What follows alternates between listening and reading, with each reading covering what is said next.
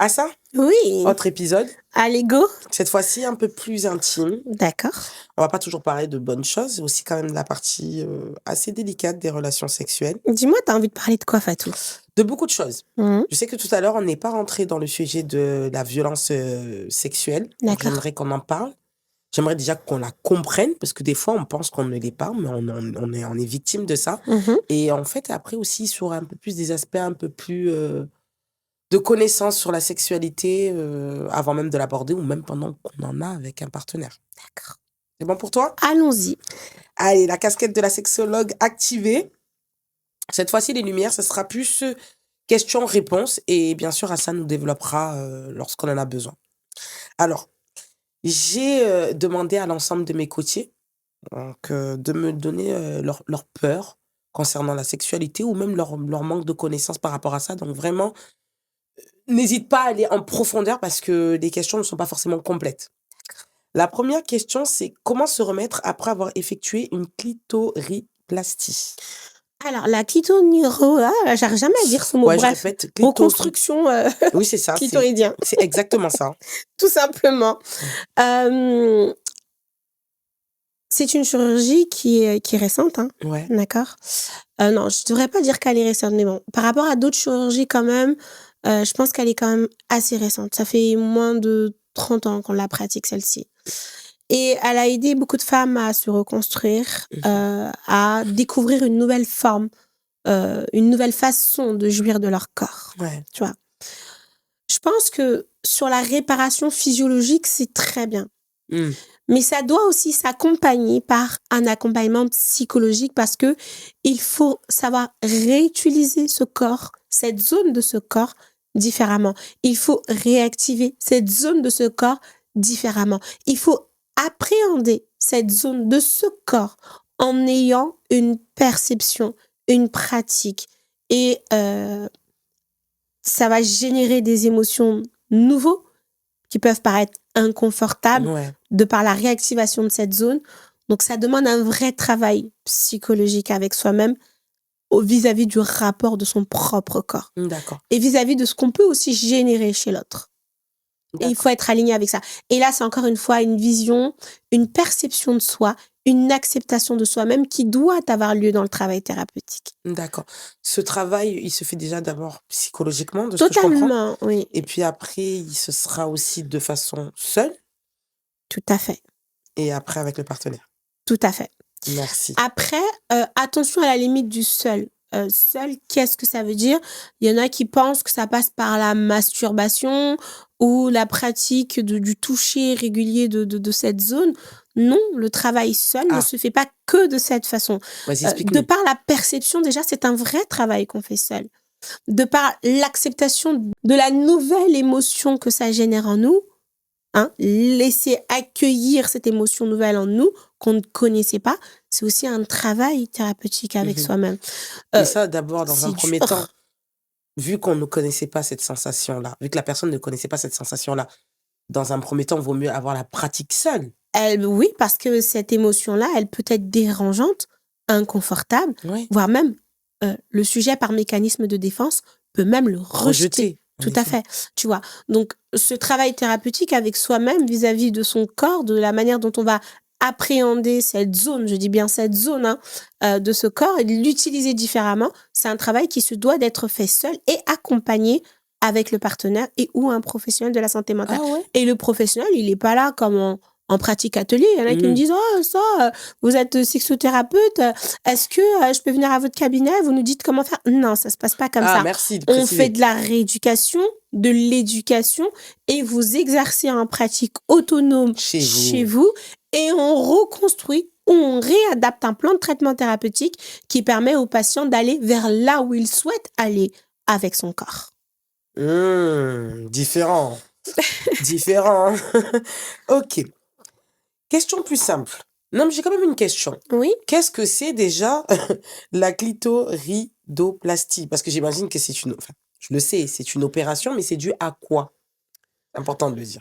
Alors, on dit que les femmes, elles sont excisées, c'est ça? Oui. D'accord, c'est bon, j'ai les mots. Alors, cette opération, elle consiste à reconstruire l'anatomie féminin qui est le clitoris. D'accord? Faut savoir qu'il y a des filles qui sont excisées de manière partielle ou de manière totale. Ah, Et la conséquence, c'est que elles ont beaucoup moins de plaisir vis-à-vis d'une pratique sexuelle.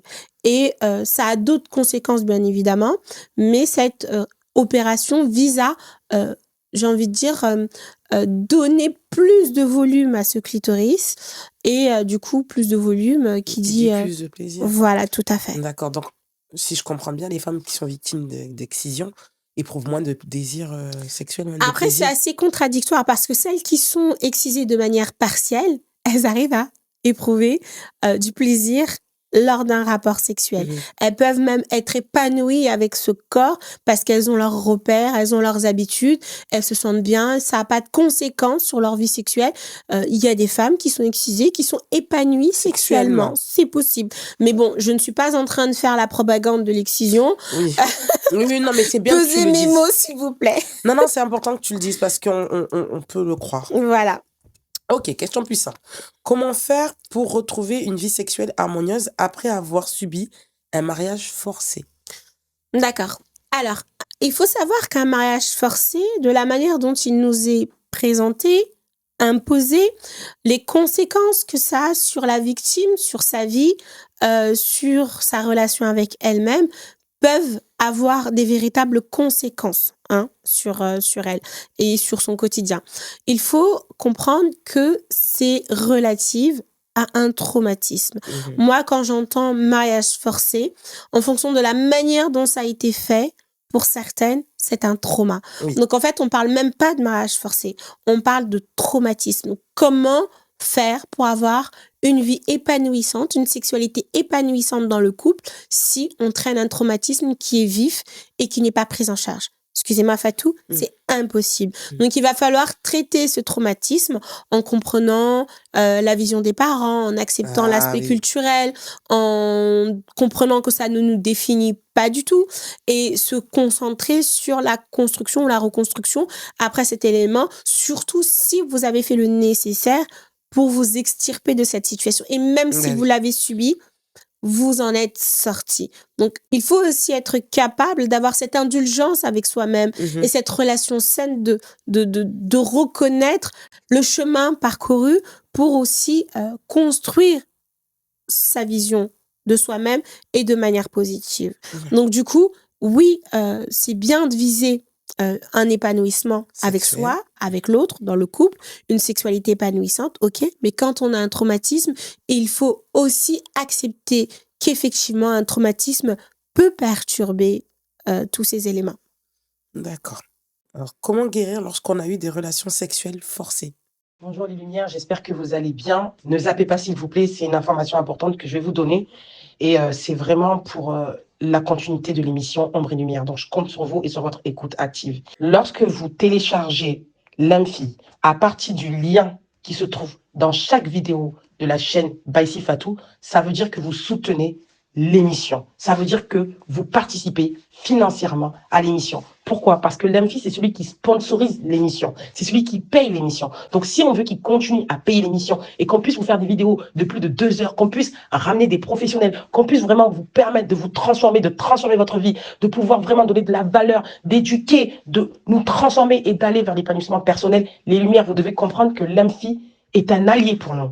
Donc, quand vous téléchargez l'Amphi et que surtout vous le téléchargez à partir du lien qui se trouve dans chaque vidéo de Baïsi Fatou, sachez que c'est une façon qu'ils voient que la communauté des Lumières est engagée. D'accord? Donc, pour nous soutenir, je vous demande, s'il vous plaît, de télécharger à partir du lien qui se trouve dans la description de cette vidéo et de faire vos transferts d'argent avec cette application. Je vous remercie encore. Bon visionnage à vous. Alors, comment guérir lorsqu'on a eu des relations sexuelles forcées? Il y a D'accord. l'inceste, il y a le viol, et franchement, il y a une panoplie. Ouais, la coachée, tu les appelles comment? Des lumières? Les Lumières. La lumière qui a écrit ça. Elle en a eu plusieurs en plus. Ah bon? Ouais. C'est la seule qui a écrit plusieurs questions comme ça? Non, elles sont plusieurs. Oui, d'accord, il y a plusieurs lumières qui ont écrit ça. Ouais. Mais là, il y en a une qui a écrit ça. Qui a écrit ça et qui en a subi plusieurs. D'accord. de plusieurs J'ai personnes. envie de lui dire, j'espère qu'elle écoutera cette vidéo Oui, bien et sûr. que C'est cette pour elle. séquence, elle comprendra que c'est pour elle. Et vous voyez, là, je regarde vraiment l'objectif, je ne regarde plus Fatou. Mhm. Tu t'en demandes trop. Rien que dans ta question, on entend que tu t'en demandes trop. Fatou, relis-moi cette question, s'il te plaît. Comment guérir lorsqu'on a eu des relations sexuelles forcées? Tu vois, tu te demandes de guérir, d'aller bien, de pratiquer des relations sexuelles épanouissantes après en avoir vu plusieurs. Peut-être que tu devrais accepter tout simplement que c'est peut-être normal de ne plus avoir envie et de rejeter cette partie-là. Ah oui? Mais oui, parce que tu penses que c'est sain envers soi-même de se demander d'avoir un résultat positif dans cette pratique avec tous les traumatismes qu'elle Mhm. traîne avec elle. Accepte Ouais, il faut faire ce travail-là. qu'effectivement, c'est pas grave de ne pas avoir envie. Mhm. Que c'est pas grave que ça ne fonctionne pas. Que peut-être que ça demande du temps. Des fois, il y a certaines guérisons qui sont perturbées, qui n'aboutissent pas parce que la patiente s'en demande trop. C'est limite comme si elle se dit, OK, le verre, il est brisé, bah, il faut que je recolle tout de suite, je mets la glu tout de suite et en 2 minutes, il faut que qu'il ça puisse soit- resservir un autre verre de jus d'orange. Parfois, c'est impossible. Ouais. On pourra faire beaucoup en reconstruisant ce verre. Il n'y a pas de problème. Mais peut-être qu'il faut laisser le temps de laisser la colle sécher. Il faut se laisser le temps de ramasser les bouts de verre. Tellement. Il y a plein d'étapes qui doivent avoir lieu, qui doivent être abouties, affranchies, avant de pouvoir resservir ce nouveau verre d'eau ou de jus d'orange. Oui, faut prendre le temps, les lumières. Oui. Merci à ça. Ok, une question encore qui se ressemble. Comment retrouver le désir sexuel quand on est habitué au même homme? Alors, je précise, c'est-à-dire une personne qui a été mariée, qui a eu des rapports sexuels avec son mari, ils ont divorcé. Aujourd'hui, elle a des besoins, mais elle ne sait pas ce que c'est d'avoir des rapports avec un autre homme et elle en a peur, vu qu'elle a toujours été habituée avec son... D'accord. Donc là, elle essaye de reproduire des rapports sexuels pas avec un nouvel homme. Elle est en couple avec quelqu'un d'autre, mais elle a peur de franchir cette chose-là. D'accord. Donc, Donc là, qu'est-ce on qu'on peut donner entend comme conseil? l'anxiété. Oui. Elle doit travailler l'anxiété par Comment anticipation. retrouver le désir? Voilà, c'est ça. Donc, on est dans l'anxiété. Ouais. Donc, elle ne doit pas traiter la pratique, elle doit traiter le déclencheur qui perturbe la pratique, c'est l'anxiété. Est-ce qu'elle est anxieuse de manière générale? Est-ce que c'est sur plusieurs sujets de sa vie? Ouf. Est-ce que ça touche différents aspects de sa vie? Est-ce que c'est que sur cette sexualité? Est-ce qu'elle a essayé? Est-ce que ça s'est mal passé? Est-ce Ça va qu'il y a plus loin. une communication avec ce partenaire? Est-ce qu'elle se sent déjà bien dans la relation? Parce qu'il y a des femmes qui n'arrivent pas à franchir cette étape parce qu'elles ne se sentent pas bien dans la relation. Et ça, c'est aussi un message En que le effet. corps envoie. Mais que quand on ne l'écoute pas, quand on se focus sur un objectif, bah bien évidemment qu'on n'a pas le temps de s'écouter. Donc il y a des femmes aussi qui ne parviennent pas à franchir cette étape-là parce que l'autre n'est pas communicant, l'autre ne respecte pas les limites, l'autre est perturbant, instable, ambivalent. Bah c'est normal de ne pas avoir envie. Après, si elle est dans une relation saine et qu'elle se sent bien et qu'il n'y a pas de traumatisme, bah il y a plein de pratiques qui peuvent être mises en pratique pour permettre l'épanouissement sexuel. Est-ce que tu peux nous en donner Ça peut passer par le corps à corps, le peau à peau, comme pour les bébés. Mais oui, on peut le faire aussi pour le partenaire. On peut passer par des jeux ludiques. On peut passer par une communication fluide et bienveillante pour parler de ses désirs, de ses fantasmes, de jeux sexuels, de tourner ça vraiment de manière... non, c'est pas que de la sexualité, c'est un jeu qu'on va faire ensemble. On peut même créer des petits rendez-vous toutes les semaines, plusieurs fois dans la semaine, plusieurs fois dans le mois, en fonction de chaque couple et de leur rythme. Il n'y a pas de rythme défini qui dit que c'est une bonne pratique ou pas. C'est subjectif à chaque couple. Il y a plein d'éléments qui peuvent être mis en pratique comme ça pour permettre de créer cette connexion au sein du couple. Magnifique. Merci. Qu'est-ce que le vaginisme, dans une première question, et par quoi est-il causé, et est-ce psychologique ou physique ou les deux? Ok. Le vaginisme se caractérise par le fait d'avoir une contraction musculaire qui ne permet pas une pénétration complète et aboutie de par un partenaire qui a une érection complète, d'accord? Et cette contraction, elle est parfois très douloureuse. Il faut savoir qu'il existe 2 formes de vaginisme. Vous avez le vaginisme primaire, donc ça veut dire qu'il n'y a jamais eu de rapport sexuel, c'est la première fois. Et il y a le vaginisme secondaire. Et le vaginisme secondaire, il peut faire suite à un traumatisme sexuel ou à un accouchement difficile et douloureux, et vous imaginez toute la suite. En tout cas, cette zone-là ne réagit plus comme il était capable de le faire auparavant. Et c'est certes physiologique, mais c'est très souvent associé à l'aspect psychologique. Donc, les 2 éléments sont à retenir dans cette situation. Merci. Ok, c'est presque la même question. Comment savoir s'il s'agit bien du vaginisme ou d'un autre problème comme une sécheresse, une peur ou une douleur? Alors, quand il y a une sécheresse vaginale, ça peut laisser passer le pénis du partenaire, d'accord? Et c'était quoi l'autre? Je reprends la question. Comment savoir s'il s'agit bien du vaginisme ou d'un autre problème comme une sécheresse ou de la peur ou bien une douleur? Bon, c'est la même chose. Alors, la douleur, c'est la pénétration est Qui fait mal. aboutie, mais elle est très douloureuse. Et comme je l'ai dit dans la définition du vaginisme tout à l'heure, la pénétration, elle peut se faire de manière partielle, d'accord? Donc, partielle, mais très douloureux. Donc, quand c'est excessif et inconfortable, je pense que la meilleure chose à faire, c'est de rencontrer un professionnel de la santé physique, notamment un gynécologue, pour qu'il puisse donner les éléments de réponse à ce sujet-là et dresser quelque chose de personnalisé, parce que ce qui fonctionne chez Fatou ne fonctionne pas forcément chez Assa. La manière dont Assa réagit, Fatou ne réagit pas forcément de la même manière. C'est pas parce que Assa elle a subi X que Fatou va réagir exactement de la même façon. Ce genre d'autodiagnostic, ce genre de comportement où on essaye de donner des réponses universelles pour tout le monde, je pense que pour la santé physique et la santé mentale, faut que ça cesse. Ouais. Faut que ça cesse. Oui. Faut que ça cesse. Non, mais vraiment, oui. Merci. Alors, est-ce que le fait d'avoir grandi dans une famille où on ne parlait pas du tout de sexualité peut influencer la vie intime d'une femme adulte? Totalement. Ça peut créer de l'anxiété, de la méconnaissance, un tabou, quelque chose qu'on va vouloir éviter. Et associé à ça, surtout quand on a une éducation rigide sur ce sujet-là, ça peut aussi stimuler certaines formes de vaginisme. Et j'ai déjà rencontré le cas au cabinet plus d'une fois. Donc concrètement, l'éducation sexuelle, je sais qu'elle peut être inconfortable pour notre génération parce que nos parents ne l'ont pas forcément fait. Vous avez vu les conséquences que ça a eu sur nous. On a dû apprendre sur le tas parfois. On a dû apprendre pour les garçons de notre génération beaucoup sur les films pornographiques, sur l'auto-éducation, sur ce qui se passe chez les uns et chez les autres par rapport aux copains, aux copines. Ce ne sont pas des bases saines d'apprentissage et d'éducation. D'accord? Essayons de faire différemment. Je ne dis pas qu'il faut faire la propagande de la sexualité en acceptant tout et n'importe quoi vis-à-vis des enfants de cette génération. Il est important de mettre des limites, mais il est aussi très important d'en parler aux filles comme aux garçons. C'est la génération de demain.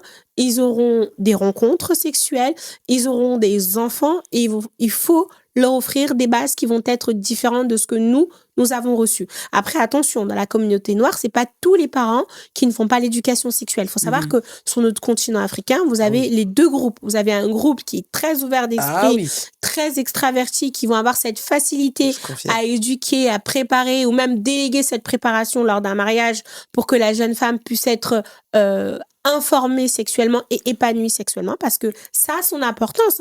L'OMS nous dit que la santé sexuelle peut favoriser la santé mentale. D'accord?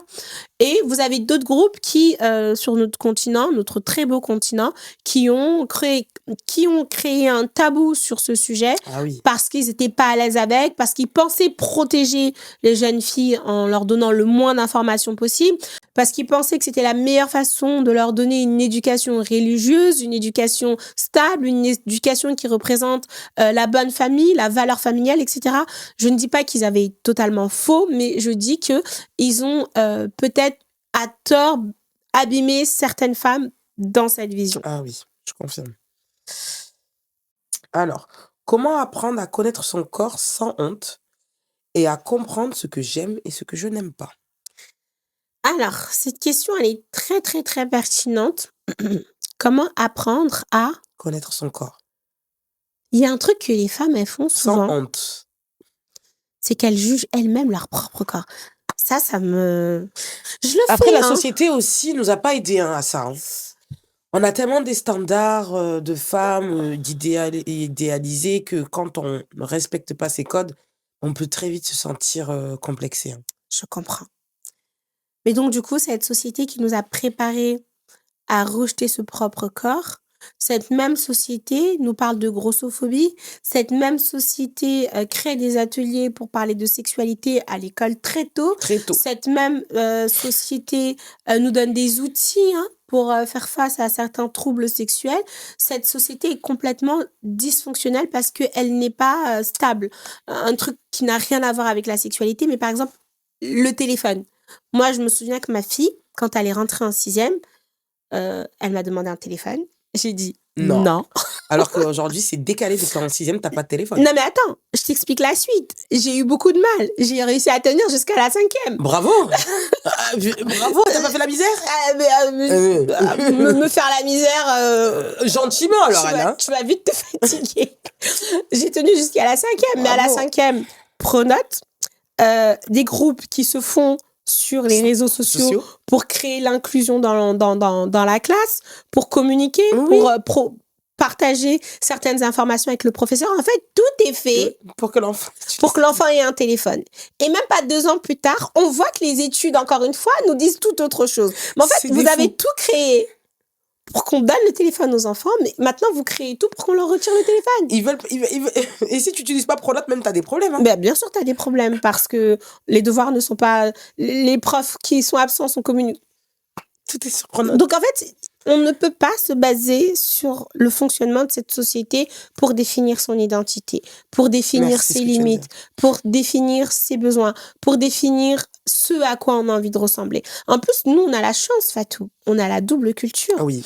Il y a des éléments qu'on peut prendre qui sont relatifs à notre communauté noire. Et il y a des éléments qu'on peut prendre qui sont relatifs à notre communauté occidentale. Donc, à un moment donné, il faut que chacun puisse aussi être à l'aise avec ses choix, comme un panier. Je prends ça, non, ça je prends pas. Ça j'ai apprécié, non, ça j'aime pas. Ça a des conséquences sur moi. Faut que chacun puisse aussi faire sa composition à sa propre sauce.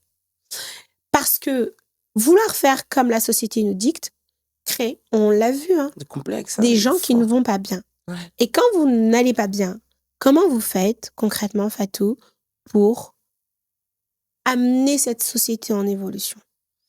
Trop compliqué. Le changement commence par soi-même. Le changement commence par l'épanouissement de soi-même. C'est comme ça que de manière solaire, telle une énergie, ça va se ressentir en moi, ça va bouillir en moi et je pourrai le communiquer avec ceux qui m'entourent. Et ainsi de suite. Telle une chaîne. Donc, ok, cette société a tout fait pour nous complexer.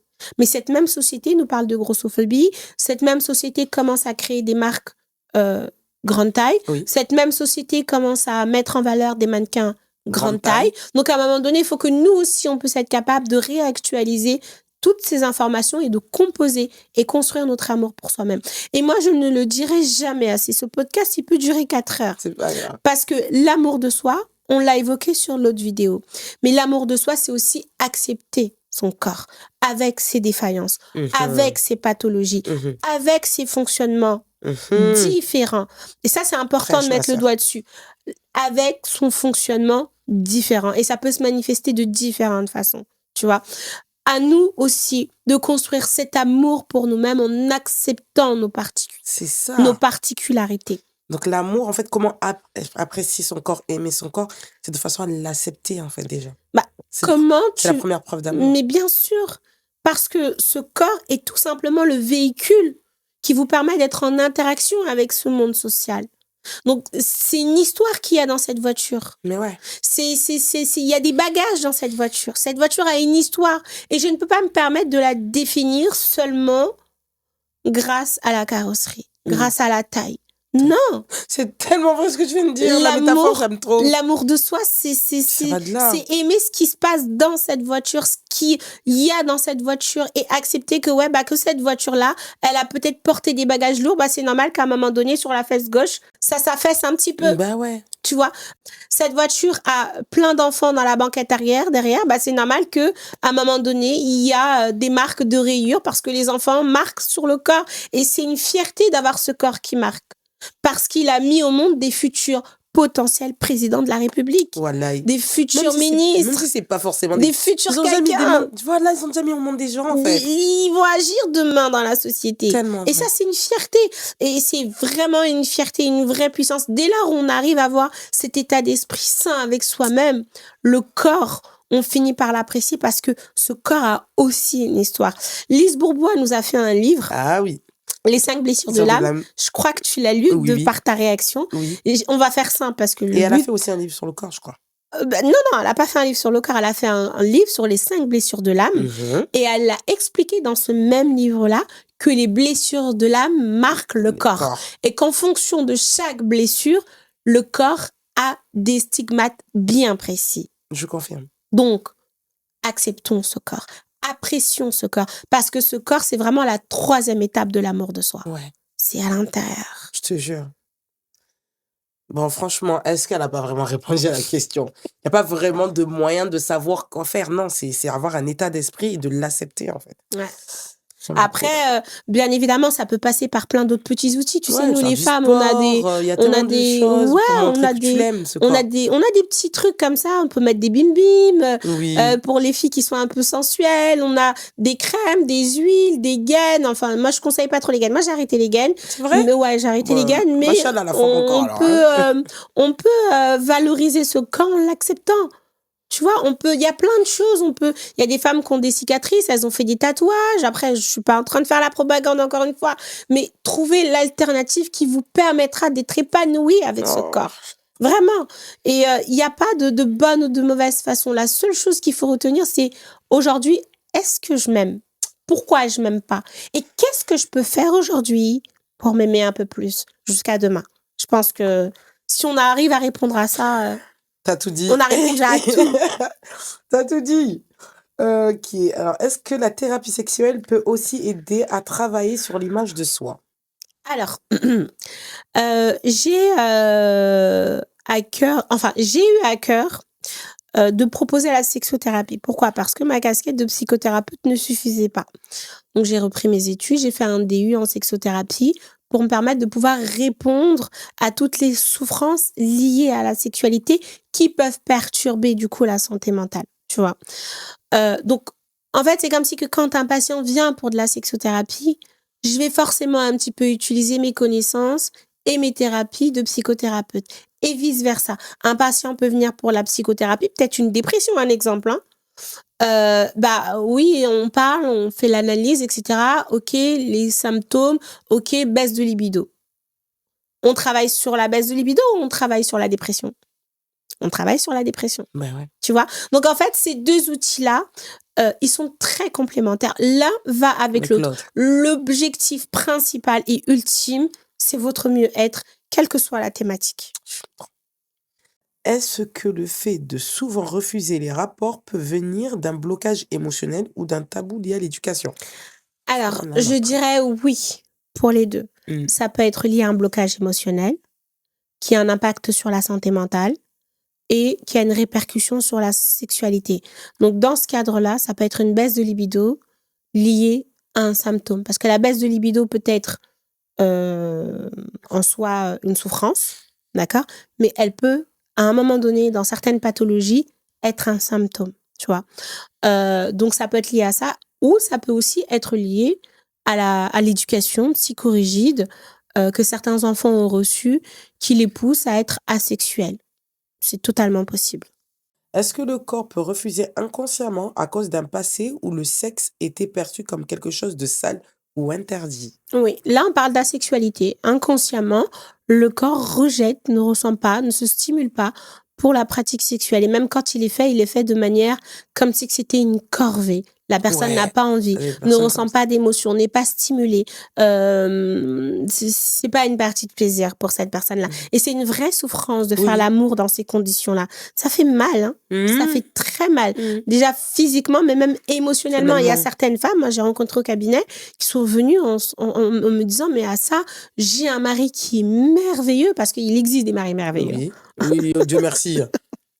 Il existe des maris merveilleux. J'ai un mari merveilleux et je sens qu'à cause de moi, il souffre, il ne se sent pas bien. Je le vois, je le sens, je me sens coupable. Je culpabilise de ne pas lui donner ce qu'il attend de moi, ce pourquoi il m'a mariée. Et Oh, cette femme-là, quand elle te raconte ça avec ses émotions, avec ses larmes, t'as de la peine pour elle, le fait de ne pas pouvoir offrir ça à son mari. C'est vraiment triste pour une femme de ne pas pouvoir être cette femme-là qui pourrait contribuer à l'épanouissement de son homosexuel, propre son mari, mari. tu vois. Et on sait à quel point aujourd'hui, la femme ne vit pas, ne pratique pas la sexualité comme l'homme. Hein. Pas du L'homme, tout. c'est un peu plus pulsionnel, c'est un peu plus physique, Ouais. c'est un besoin qui est plus présent, plus constant Mmh. que la femme.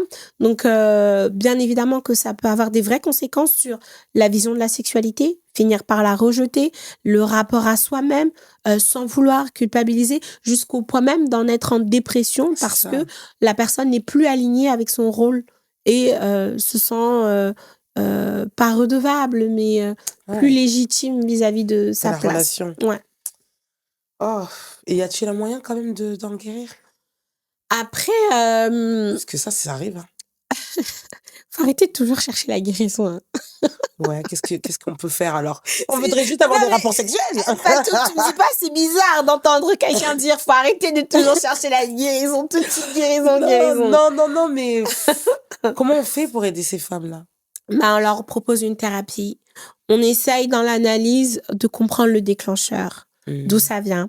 Et très souvent, ça passe par une déconstruction de quelque chose qui a été construit depuis longtemps et mettre en pratique une nouvelle vision de la sexualité, une Mmh. nouvelle vision de la relation, une nouvelle vision de l'homme, parce qu'il y a certaines femmes C'est ça. aussi qui ont une appréhension de l'homme, hein, de par les figures masculines qu'elles ont eues dans leur enfance. Ça a des vraies conséquences sur leur sexualité.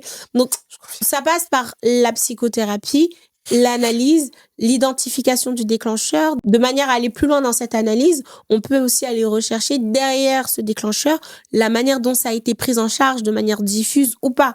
Parce que quand il y a un déclencheur et qu'il y a une mauvaise prise en charge derrière, bien évidemment que les conséquences vont être encore plus lourdes que s'il y a eu un déclencheur avec une prise en charge de qualité derrière. Donc tous ces éléments-là, il y a aussi l'aspect multifactoriel qui va se jouer, l'aspect environnemental Mmh. aussi qu'il faut considérer, donner toutes ces réponses à ces femmes-là, à cette femme-là qui est en demande de soins, Mmh. hein, parce qu'on n'accompagne que des gens qui sont en demande de soins, Oui. d'accord? Et en fonction de ses ressources, en fonction de sa personnalité, en fonction de sa volonté aussi, en fonction de la manière dont elle a des mécanismes de défense aussi, faut tout en douceur l'accompagner à aller vers le mieux-être et ne pas tout de suite chercher la guérison. Juste instaurer une forme de stabilité, c'est une forme de guérison. Il faut arrêter d'être dans l'obsession de la guérison comme ça. Mmh. D'accord. Question. Est-ce qu'il existe des façons de retrouver le désir quand il y a beaucoup de peur ou de blocage? Au fond, on répète un peu les mêmes questions. J'ai pas compris cette question. Est-ce qu'il existe des façons de retrouver le désir quand il y a beaucoup de peur et de blocage par rapport au Bah là, rapport c'est de sexuel? l'anxiété par anticipation. Parfois, on parle aussi d'état de stress Ouais. post-traumatique. Là aussi, ça se prend en charge par une thérapie. Il faut arrêter de vouloir aussi, nous les femmes, hein, j'ai à cœur de le dire, qu'on arrête de penser que Nous sommes des objets sexuels? non, Non, pas forcément. la dette sexuelle, tu connais? Oui, ça me parle. Tu vois, Mais c'est être en couple avec une personne et de ne pas pouvoir lui donner, ça peut être frustrant. ouais, mais je comprends, je suis d'accord avec ça. Mais peut-être que cette personne-là n'attend pas tout ça de toi tout de suite. Mmh. Peut-être qu'il y a une interprétation. Peut-être que de par ta culture, l'environnement familial, la responsabilité que ta famille t'a donnée, on t'a très vite fait comprendre que c'était ton devoir. Mais si tu Mmh. communiques avec ton mari, tu peux peut-être réinstaurer un rythme bienveillant, un rythme sain et équilibré pour vous deux Oui. qui te permettra de trouver ta place. Tu vois? C'est pas forcément besoin d'avoir un rythme de tous les jours, tout le Effréné, temps. Oui, oui, non. oui, qui te met dans cette anxiété, cette peur. Tu vois? Non. Et pour Mhm. ça, encore une fois, je ne le dirai jamais assez. Quand vous vous mettez en couple avec un homme, s'il vous plaît, les filles, instaurez cette communication sur tous les aspects. Ne créez pas de tabou avec cet homme.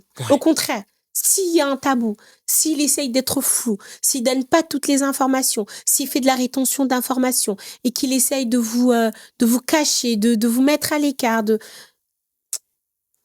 c'est un signal. Ouais. C'est un gros signal.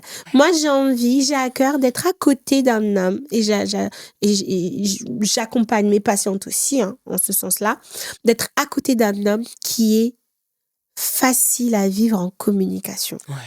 qui a cette intelligence émotionnelle de me parler de ses fragilités, de me parler de ses peurs, de se livrer à moi. Je suis quand même sa femme. Ouais. S'il ne se livre pas à moi, il va se livrer Livrer à à qui? qui? Mauvaises personnes qui vont venir mettre leur La grain de zizanie, là. sucre et leur grain de sel dans nos histoires qui ne les regardent pas. Ils vont mettre le grain de sucre et de sel pour fuir leurs propres problèmes qu'ils n'arrivent pas à gérer dans leur foyer. Mhm. C'est ce qu'ils aiment bien faire. Parle-moi, chérie. Moi, j'ai envie que tu me parles. Parlons. Je vais te dire les choses. Sois prêt à les accueillir. Dis-moi les choses et je serai prêt à les accueillir. Et peut-être que comme ça, avec cette communication, elle sera pas forcément facile. Elle sera pas forcément automatique. Parfois, il va falloir créer le moment pour instaurer cette communication. Se faire violence, écouter. Se faire violence, entendre. Se faire violence, avoir envie de répondre. Mais se dire, je me tais, je le laisse finir là. Et Je ne lui l'écoute. coupe pas la parole. Toutes ces choses-là, c'est un travail qu'on fait sur soi-même, Ouais. qui nous pousse à être aussi la bonne personne pour soi, mais aussi pour l'autre. Communiquez avec vos hommes, parlez-leur. Demandez-leur de vous parler, de leurs désirs sexuels, de leurs envies, du rythme. Je ne peux pas être dans une relation en étant dans de la projection. J'ai encore des patientes qui viennent au cabinet qui sont en couple toutes seules parce qu'elles sont dans la projection. Elles sont dans l'idéal. Oh, c'est Elles sont terrible. dans une utopie, dans quelque chose qui n'existe N'existe pas, pas. qui n'a jamais existé parce que l'autre n'a pas dit. S'il n'a pas dit, Oh. ça n'a pas à être dans ma tête ou dans ma bouche. Donc, communiquez, mes chères dames, vraiment. Si l'homme ne crée pas cet espace pour que vous puissiez communiquer, vous n'êtes pas en couple. Je confirme. Je confirme. Comment faire pour ne pas culpabiliser quand je n'ai pas envie ou que je dise non? Ça, c'est déjà une construction psychique, hein, d'accord? Ma vision, mon idéal, mes croyances vont interférer dans cette question. Mhm. D'accord? Parce que si j'ai la croyance que je dois donner tous les jours, je dois jamais dire non, bien évidemment qu'une fois quand je vais le faire, je vais énormément culpabiliser. Et surtout si je ne communique pas avec mon partenaire, parce qu'il y a certaines femmes qui s'infligent ça parce qu'elles communiquent pas assez avec leur partenaire et elles sont dans cet idéal qu'on est en train d'évoquer toutes seules. Oui. Elles sont dans cette pression qu'elles s'infligent toutes seules. Et le mari n'a pas demandé ça. Et quand elles en parlent avec leur mari, elles ont tellement le bon partenaire qu'il ne fait même pas de reproches. Mhm. Et qui comprend. Mhm. Et qui l'accepte. Et qui l'encourage même. Donc en fait, c'est elles-mêmes qui se mettent la pression. Parfois, oui. Je ne dis pas qu'il n'existe pas des cas Ah, il y en a quand même beaucoup. où l'homme met la pression, fait comprendre, t'as intérêt. Sinon, et le sinon, c'est j'irai en chercher une autre. Tu sais, Je te à ça, tromperais. Ça justifierait mes infidélités. Vous avez aussi d'autres hommes qui sont dans des méthodes de manipulation, parce que ça, c'est de la manipulation, je confirme. clairement, et c'est de la culpabilisation. C'est classifié dans la catégorie de la violence psychologique. En D'accord? effet. C'est pas moi le problème si je dis non. C'est toi le problème si tu me trompes parce que je t'ai dit non. C'est grave. Ta définition du couple, elle est dysfonctionnelle, elle n'est pas équilibrée, et surtout, elle n'est pas en accord avec moi. Et ta définition Et de elle la a pour but de me sexualité, détruire. tout à fait. Et ta définition de la sexualité aussi, elle est biaisée. Et ta définition aussi du rôle de la femme dans la sexualité au sein du couple est à revoir, chérie. Mhm. Il y a du travail là-dessus. Ben oui, parce que en fait, ça, c'est quelque chose même qui est beaucoup revenu au sein des podcasts où les femmes avaient peur de dire non. Elles avaient peur et lorsqu'elles disaient non, ça arriverait au drame. Mais vraiment au drame. C'est-à-dire qu'il y avait de la menace par rapport à un divorce, aller voir les parents, ou bien tout simplement sur sa place d'épouse. Donc dans son rôle d'épouse, c'est-à-dire que c'est un rôle, c'est un devoir, tu vois, et plus un plaisir et un échange. Non, là, ça devient un devoir. Et ça remettait même en cause leur relation avec Dieu. C'est-à-dire que tu es une mauvaise musulmane, une mauvaise chrétienne, si tu refuses le rapport à ton mari. Donc c'est quand même quelque chose de très important mais vraiment d'expliquer aux femmes lorsqu'elles disent non. Que Et la il y a une croyance aussi qui va encore plus loin.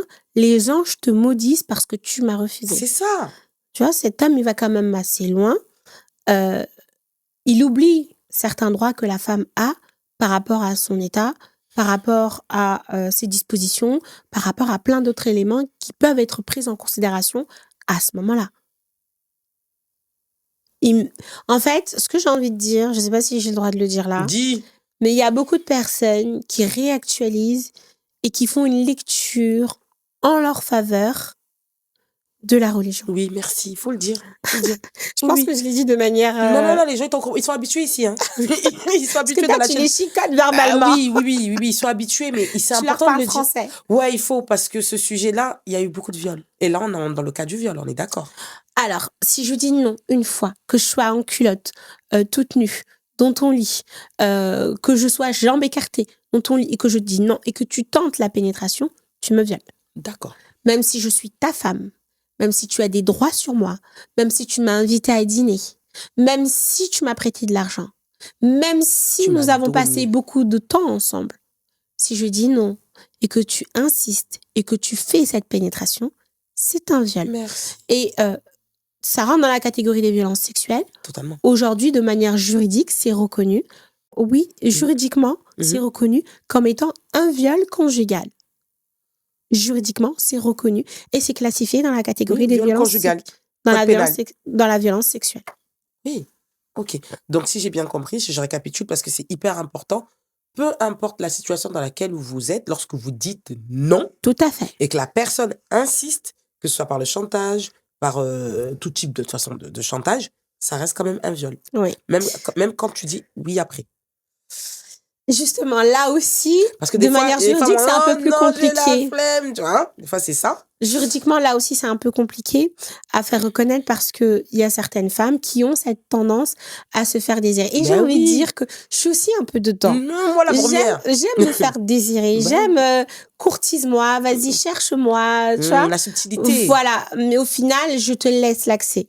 Mais dans la courtise... Donc, laisse l'accès, c'est quand même oralement, je te dis oui. Ou physiquement, dans mon approche, je te dis oui. Tout à fait. D'accord, donc l'homme doit quand même comprendre le code, les codes. Alors, le non, il n'y a pas de détour, on le respecte.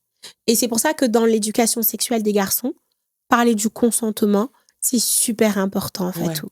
Le consentement verbal. Après, je pense que même là aussi, il y a une rééducation à faire auprès de nos petites filles. Parce que dire non et dire oui après, ou dire non, avoir un comportement contradictoire, ça peut aussi laisser un mauvais message. En effet. D'accord ? Et c'est ce qui se passe même. Mais si le non, il est ferme et qu'il est clair et que c'est non, même si je suis dans ton lit. J'aimerais quand même que tu accentues pour les femmes qui sont sous emprise, qui parfois ne savent pas dire non parce qu'elles ont peur. Qu'est-ce qu'on peut faire pour ces femmes-là ? Bah déjà de leur rappeler dur, que... de dire non quand tu as peur, quand tu... Comment ? Je sais pas si tu te rends compte, Fatou, le nombre de femmes à qui on dit tu sais que t'es mariée, mais que ce qu'il a fait hier soir, il t'a violée. Comment elles réagissent, tes lumières ? Elles sont même pas conscientes que ça existe, le viol conjugal. Est-ce que tu penses pas que là, il y a du manque d'information et de la rééducation ? Comment se défendre si on ne sait pas ce qu'on subit ? C'est impossible. Donc, les informer en faisant ce genre de podcast, en faisant des ateliers, j'ai vu que t'en faisais, bravo à toi, en faisant des groupes de parole, en faisant des publications, en faisant des shorts, en faisant de la communication. Il faut informer. Et c'est à travers cette information qu'on fait de la rééducation. Et il est là le vrai travail. Et plus elles vont savoir, plus elles sauront se défendre. Après, dans le cas de l'emprise, tant que la victime n'a pas décidé d'en sortir, tu auras beau lui parler, tu auras beau lui expliquer, tu auras beau l'accompagner, elle n'est pas prête. Et en thérapie, on le dit, il est impossible d'accompagner quelqu'un qui ne veut pas se soigner. C'est d'ailleurs pour ça que ma structure, elle s'appelle Désir et Devient. Parce que j'ai à cœur d'accompagner seulement les sujets qui sont en demande de soins. Merci. Et c'est tellement vrai parce qu'il y a des professionnels parfois qui vont vouloir... qui débutent, qui vont vouloir vraiment s'acharner à vouloir aider la cliente, mais en fait, elle-même, en fait, elle veut pas. C'est parce que eux-mêmes ont besoin d'aide. C'est malheureux de dire ça. Mais si je m'acharne, je prends mon énergie à aider quelqu'un qui n'a pas demandé de l'aide, Mais des fois, elle le demande, elle le stipule. Enfin, c'est c'est contradictoire. du bruit. En réalité, c'est du bruit. C'est du bruit, c'est juste pour parler, comme je te disais. Et il faut C'est savoir juste que pour dans parler. notre déontologie, nous avons une certaine limite. Il y a des choses que nous sommes autorisés à faire, d'autres pas. Et à un moment donné, quand on arrive au bout de quelque chose, Il faut savoir notre s'arrêter. déontologie nous demande de déléguer et d'adresser le patient à un autre professionnel. On a tous nos limites. Et je pense que c'est sain dans une pratique, dans une approche thérapeutique, de se dire, j'ai ma limite. Ouais. J'ai atteint ma limite en tant que professionnel. Et je ne suis pas censée donner toutes les réponses aux patients. En effet. Je ne suis pas censée. Et c'est pour ça qu'en psychanalyse, dans la prise en charge du patient, il y en a qui viennent au cabinet qui me disaient ça, j'ai rencontré un professionnel, il ne parlait pas, il m'a énervé, je suis Ouais. partie 2 fois, je discutais toute seule, etc. Non. Ok, d'accord, j'écoute. Elles veulent que je les accompagne à rabaisser ce professionnel. Moi, jamais je rabaisse un professionnel. Et parfois même, je comprends que là, et je leur explique, et quand je leur explique, elles sont surprises. Là, il n'a pas été un mauvais professionnel, il a juste été un professionnel qui a pratiqué de la psychanalyse et qui n'a peut-être pas pris le temps de vous expliquer l'approche et ce que veut la psychanalyse. La psychanalyse, elle se veut un professionnel de santé en retrait, qui interagit le moins possible et qui laisse surtout le patient cheminer et trouver de lui-même ses propres réponses. Bah, s'ils Tu savent vois? pas déjà où ils vont. C'est ça. Et moi, j'ai compris que, je pense que beaucoup d'autres professionnels aussi, hein, je suis pas non plus la tête qui sort du lot, les professionnels d'aujourd'hui, actuels, je pense qu'ils ont compris que les patients qui sont en recherche d'aide et d'accompagnement, qui sont en demande de soins, souvent aujourd'hui, ils recherchent de la thérapie cognitive et comportementale. Ouais, ils veulent de l'écoute. Ils veulent de l'interaction. Ils veulent du partage. Ils veulent des réponses. Ils veulent savoir dans quoi ils sont. Ils veulent se poser des diagnostics, même si nous ne sommes pas des médecins, mais ils veulent savoir si c'est de la dépression, si c'est de l'anxiété. Ils veulent mettre un mot sur leur mot, M-A-U-X, tu vois. Ils veulent aller au cabinet, en ressortir en ayant une vision différente, en sachant quoi faire. Combien sont venus au cabinet en me disant ah ça, je suis ressortie du cabinet de ce professionnel XY, et ben je suis ressortie, j'étais toujours aussi perdue qu'avant. Il m'a encore même plus perdue. Bah oui, parce qu'il a fait de la psychanalyse. C'est bien de l'avoir dit.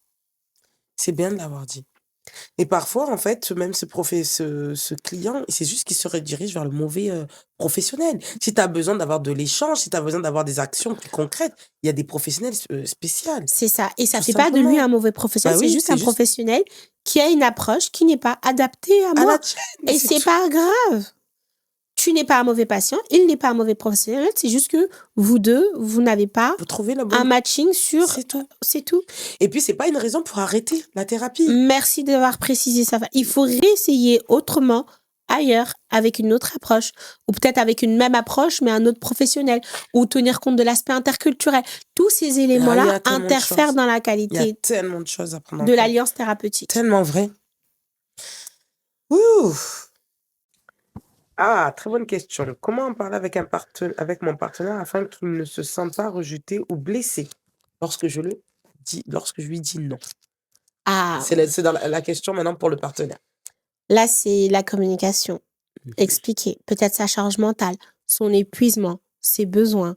Il y a des femmes qui ont aussi trop mal intégré le rôle de la femme, en pensant que la femme, elle doit tout porter. Je sais que c'est une construction. Je sais que ça vient de loin. Je sais qu'aussi, on a été conditionné à avoir cette vision de la femme.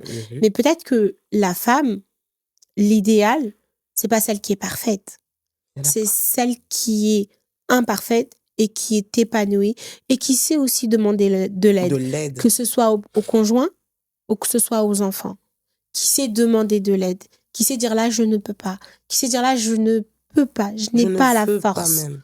je Je ne ne veux veux pas. pas. Et j'ai C'est le dur droit. de dire ça. Je ne veux pas. Pourquoi c'est dur de dire ça?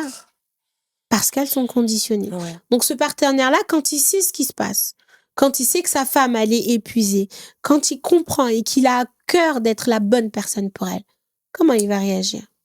Normalement, avec compassion, il va Avec comprendre. beaucoup de compassion et d'empathie.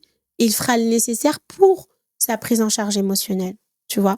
Donc, ok, de par nos croyances, on peut penser qu'on a cette responsabilité qui fait qu'on doit prendre, on doit porter, on doit être cette mère responsable sur tous les points, pour le conjoint, pour les enfants, pour la belle famille, pour la famille, pour tout le monde. C'est une croyance et on peut la déconstruire et inclure le partenaire, demander de l'aide, oser demander de l'aide. Quand le conjoint, il sait que sa partenaire, elle est épuisée et qu'il sait ce qui l'a mis dans cet état-là, quand il est la bonne personne, quand il n'est pas dans la toxicité, Ouais. eh ben, il a de la compassion. Mhm. Et il accompagne cette femme à se sentir mieux. Et il l'accepte même. Même dans le rapport sexuel, lorsque la femme dit Même non. dans le rapport sexuel. Il l'accompagne même à déculpabiliser en disant « Mais ma chérie, c'est rien.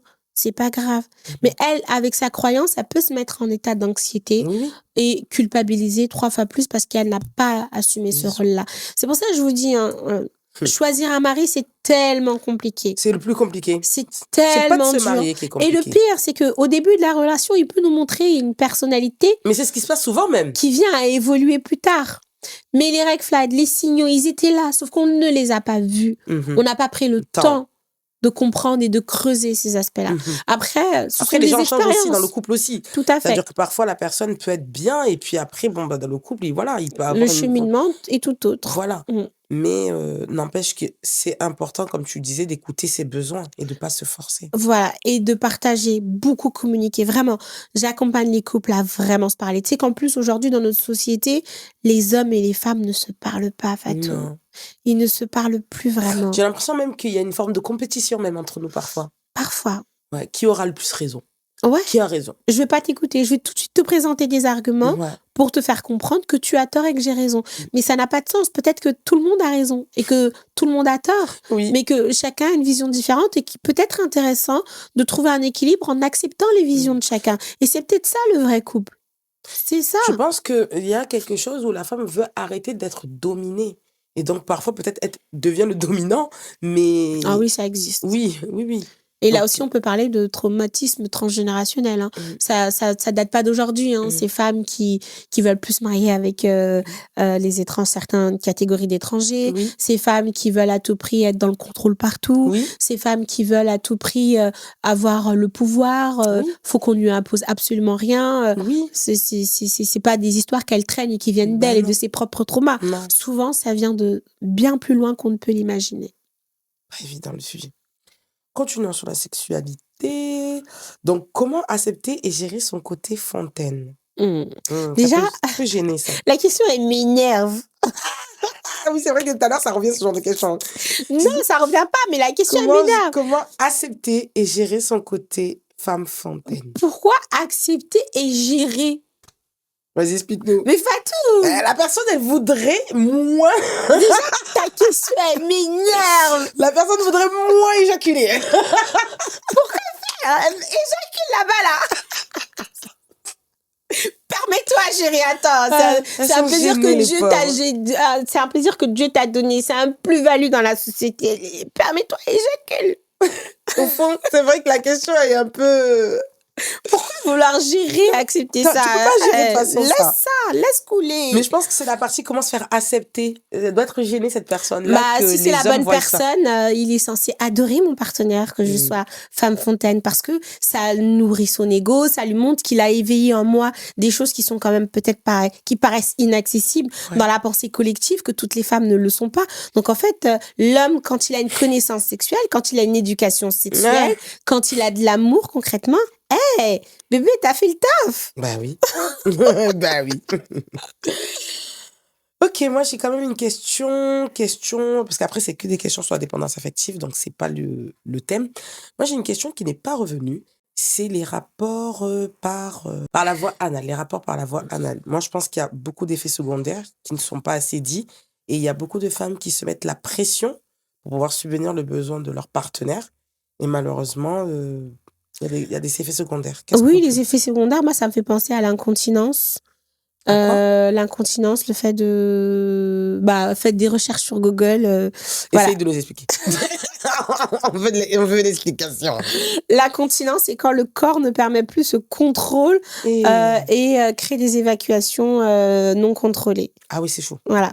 Donc, Ça a les effets secondaires quand même. ça, c'est un effet, Merci. j'ai pas envie de dire secondaire, mais une conséquence. D'accord. C'est une conséquence. Et bah oui, si j'ai pas envie de faire ça, si ça ne fait pas partie de ma vision de la sexualité et que ce dernier me l'impose, me le réclame régulièrement, Oui. Fatou, c'est classifié où? Dans le viol conjugal. Dans la violence sexuelle. Mais tu sais qu'il y a énormément de pression d'hommes qui veulent et qui mettent cette pression, et voire même il y en a qui sortent l'excuse de l'infidélité parce que la femme ne convient Pourquoi comble ils pas. font jamais, pourquoi ces hommes-là ne font jamais ça aux femmes qu'on la bouche? Moi, je suis jamais tombée sur un homme comme ça, hein. Franchement, c'est arrivé. C'est arrivé à beaucoup d'hommes qui mettent la pression. Je suis jamais Beaucoup. tombée sur un homme comme ça. Je ne dis pas que ça existe pas. Ah, ça existe, ma lumière. Franchement, Mais- quand tu tombes sur certaines côtiers, tu as mal, hein. Je- T'as mal, hein. T'as Il mal. faut qu'ils tombent sur des meufs comme moi. Ouais, mais malheureusement, ces hommes-là, ils savent sur qui tomber, hein. Ils savent sur qui tomber. Moi, j'ai envie de régler un homme comme ça en face de moi, là, dans le noir. Là, on va discuter, je vais t'expliquer la Ben vie, ouais, en fait. franchement, c'est très grave, ça. Déjà, est-ce que c'est une bonne chose d'avoir cette pratique?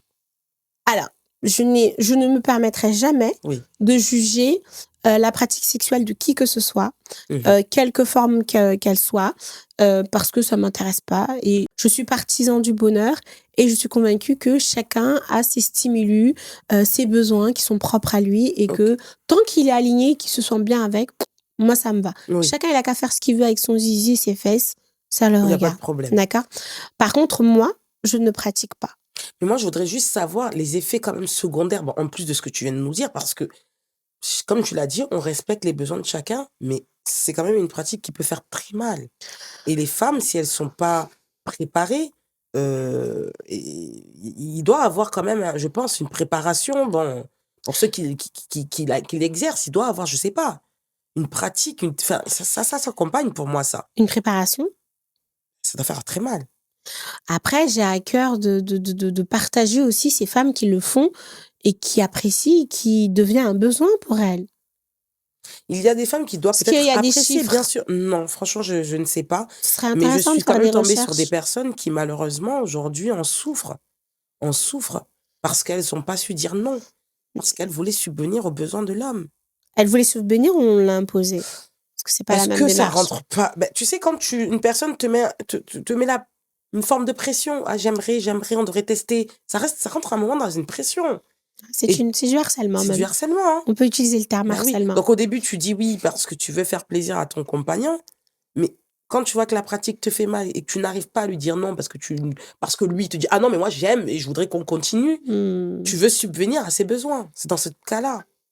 Donc par amour de ton conjoint, pour subvenir à ses besoins, tu lui donnes, mais en fin de compte, toi tu souffres de ça. Depuis tout à l'heure, je t'écoute, hein, Fatou. Hein.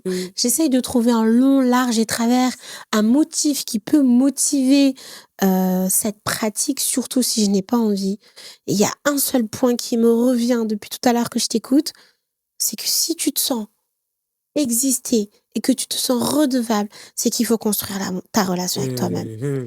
Parce qu'une femme qui s'aime, on peut pas faire ça. Une femme qui a, j'ai envie de dire, de l'estime et qui en même temps sait faire respecter ses limites et qui sait dire non. En même temps, j'ai pas envie de dire ça parce que ça voudrait dire que les autres qui subissent ça, ouais. Tu vois, c'est délicat. C'est très délicat, mais encore une fois, ce que j'ai envie de dire à ces autres qui subissent ça, c'est si tu subis une relation où on t'impose de la violence sexuelle et que tes limites ne sont pas respectées. Parce qu'elles ne le perçoivent pas comme de la violence sexuelle. Mais elle est là l'erreur. C'est ça le problème. Elle se est disent, là l'erreur. on a des rapports. Mais on a des rapports, mais un rapport qui te fait mal. Un rapport qui te fait mal, qui ne te convient pas, qui respecte pas tes limites. Un rapport qu'on te fait dans le cadre du harcèlement. Fatou, elle est là la rééducation. Il est là le vrai sujet. Ces femmes-là, elles ont peut-être une relation saine avec elles-mêmes, mais encore une fois, elles ne sont peut-être pas au courant de la violence sexuelle et de ce que c'est et de à partir de quand on peut définir ça comme étant une violence sexuelle. Donc encore une fois, il y a une construction qui doit se faire sur la connaissance de soi et de ses propres limites. Personnellement, moi, je recommande pas. Je sais que tu l'as pas dit, mais moi, je le dis. Je recommande pas. Je pense que c'est quand même une pratique assez dangereuse, quand même, si elle est mal exercée. Surtout si elle est mal exercée et imposée. soit même le rapport par devant, au fond, dans les 2 cas, c'est pas normal. Mais c'est quand même assez délicat la partie Violence là-bas. sexuelle devant, derrière, que tu veuilles ou que tu veuilles pas, tant que t'as pas envie, que t'es mal à l'aise avec, c'est de la violence sexuelle. Je pense que tu as répondu à toutes mes questions, en tout cas à toutes nos questions, à C'est moi et vrai? aux Lumières. Ouais, T'en as pas franchement. d'autres? Ben franchement, à part celle-là où j'ai vu qu'elle n'était pas ressortie, donc on va dire tant mieux un côté, non. Je pense qu'on a fait le tour quand même, D'accord. mais surtout d'amour de soi. C'est revenu à plusieurs reprises, l'amour de soi. Et bizarrement, l'amour de soi, c'est pas forcément se dire je m'aime. Non, Ça va au-delà de ça, c'est vraiment dans les besoins du corps, les non, besoins de l'esprit, encore dans sa santé mentale, comme tu disais, sa santé psychologique, tout à fait. dans son rapport avec l'autre. Tout à l'heure, tu Le le rapport disais, à soi d'abord, rapport à soi. qui découle du rapport à l'autre, Mhm, très clairement. mhm. C'est ça. Vas-y, continue. Et puis enfin, il y avait tellement de choses qu'on a dit, mais c'est surtout en fait l'émotion dans laquelle, ouais, c'est ça, l'ambiance qu'on a avec nous-mêmes, C'est la ça. sensation, c'est ça en fait, c'est le fait de se sentir bien. On peut aussi avoir des moments de déprime, mais dans l'ensemble, on doit se sentir bien. On peut Pouvoir même avoir- avoir des moments de dépression. Tu sais que l'OMS, quand il nous parle de santé mentale, il nous dit pas que la santé mentale positive, c'est la santé mentale où tu n'as pas de troubles, tu n'as pas Hmm, de pathologie et tout va bien tout le temps dans ta vie. Non, la santé mentale, elle parle de la manière dont le sujet se développe dans son plein potentiel, mhm, dans son état avec lui-même. ouais. Après, cela inclut aussi le fait d'avoir des troubles qui sont stabilisés ou pris en charge. Mhm. D'accord? Donc, je peux avoir une dépression et OK. Et ok, je suis quand même bien. Je Je peux suis quand même avoir une épanouie. dépression postpartum et OK. Je peux avoir de l'anxiété et OK.